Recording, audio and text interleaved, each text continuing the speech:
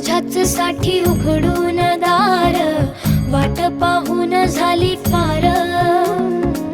चिंता हरून देवा थकला असणार, दे माझ्या खांद्यावर भार। थोडा इथं टेकून जा, घास खाऊन माझ्या हातातला